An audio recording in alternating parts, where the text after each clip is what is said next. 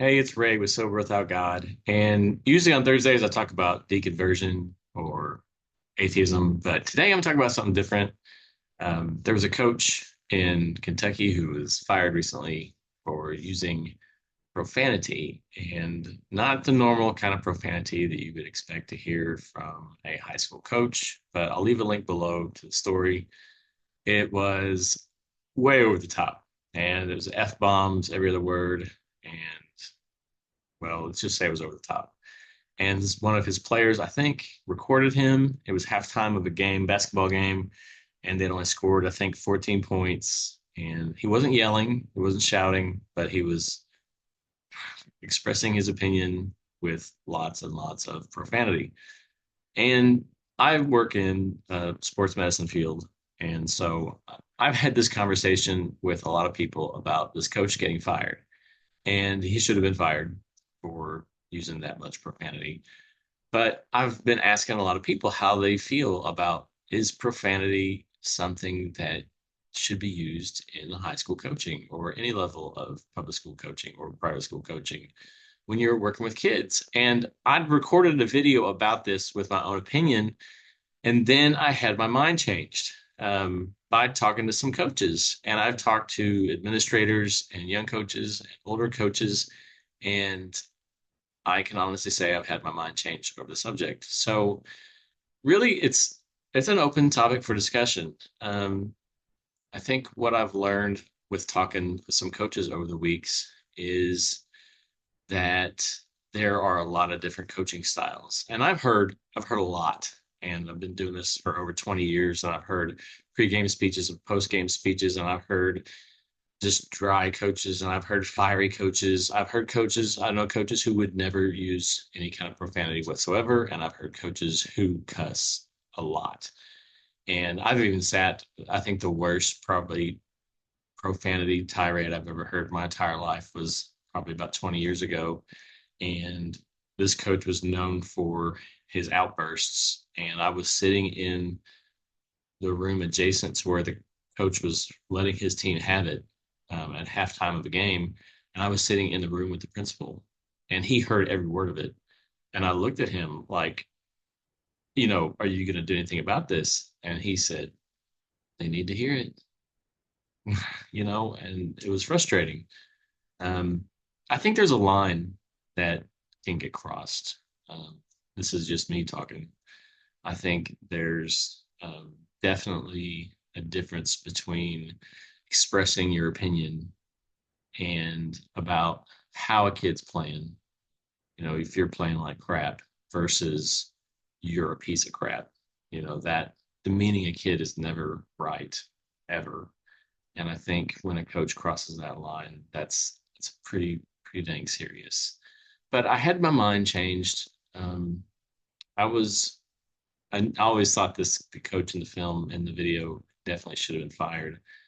But I talked to a coach this week who has been around for a long time, and he doesn't use any kind of profanity, but we got into a discussion about modeling, and the type of behavior that the coach models is the kind of behavior that the team will use in their own type of behaviors when they're on the field and in life. Honestly, kids pick up on behaviors, and they will act those behaviors out. Honestly, I've said many times that a team will act and imitate the actions of their own head coach. So if you want a professional type team, then be a professional. If you want a team that acts like a bunch of jerks, then act like a jerk, And if you want a team that's rowdy on the field and plays dirty, then coach your team like that. I think that's right. And I think uh, if you make the decision that if you want to use a lot of profanity and talk down to your players, then you are going to make young men and women who possibly act like that at some point in their lives and see that as the only option open to them. And because those kids are learning, and the the gym, the football field, wherever they are, it's a classroom, and they are looking to the adult to set an example for them. And is Is mild profanity okay? I don't know. That's a question you have to answer for yourself. I think I think ultimately the sporting venue is a place where good character needs to be modeled by competent coaches and the other professionals who are around. So I think it's a I think it's a very difficult job, and I've been honored to work with some really good coaches. I can tell you that the coaches that most people don't understand what coaches go through.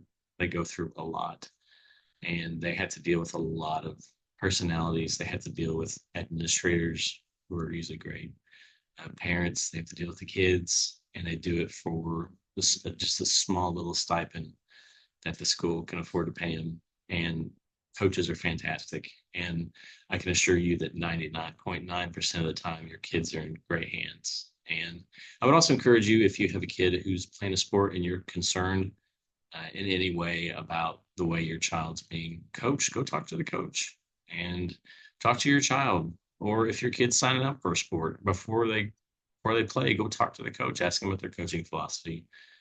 Ask other people who had their kids coached by that coach, and go see what they thought and how they felt, and ask around. And if your questions aren't being answered by the coach, then absolutely talk to an administrator. But always try to understand the situation the coach is in. Most of the time, vast majority of the time, like I said, coaches are good people, and they're doing the job, because they want to have a good impact on your kid. So love coaches. I do absolutely love all the coaches I've worked with. Um, and every coach also understand every coach is going to have a bad day. And I've seen coaches reprimanded for that occasional slip up. They're human and they make mistakes, and they will apologize for those mistakes. And so understand they're human just like you, and they are put in stressful situations, in environments where they have a lot of expectations thrusted upon them. They're taking your kids on and doing the best they can with high expectations from everyone around them, onto a spotlight, onto a field or in a stadium or into a gym where everyone's watching and expecting them to win every single game. And it's a very difficult environment for them. So be easy on your coach and tell them you appreciate them and the job they're doing, because they're doing it every day in practice, and they're doing it every game, and they're doing it also in the classroom, and they have to keep track of them in the classroom as well. So that's just a shout out to the coaches, because they're good people the vast majority of the time. So that'll end it, and I hope you'll think about all those things and leave some comments below if you have thought about it, and if you think I'm right or think I'm wrong. But also like and subscribe if you like the content. So I hope you have a great day.